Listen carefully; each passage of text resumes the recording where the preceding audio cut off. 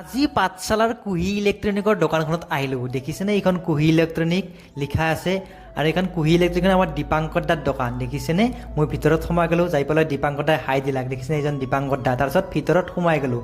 সোমাই যি দেখা পাইছোঁ ভিতৰত অজস্ৰ বস্তু, আপোনাৰ ফ্ৰিজ আছে, ৱাশ্বিং মেচিন আছে আৰু ফ্ৰিজবিলাক কি ধুনীয়া ধুনীয়া ফ্ৰিজ আছে। দেখিছেনে ভিতৰৰ পৰা সোমাই গ'লোঁ আৰু ইয়াত যিটো বস্তু দেখোঁ সেইটো বস্তু পচন্দ লাগে।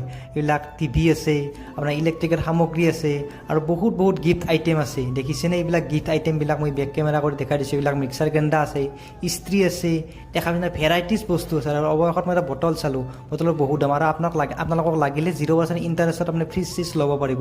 আৰু মই আহিছোঁ যে কিবা এটা বস্তু ল'ম, অৱশেষত মই এটা পিউৰৰ ফিল্টাৰ ল'লোঁ। দেখিছেনে এইটো ফিল্টাৰ, দাদা ধুনীয়াকৈ ফিল্টাৰটো দেখাই দিলে।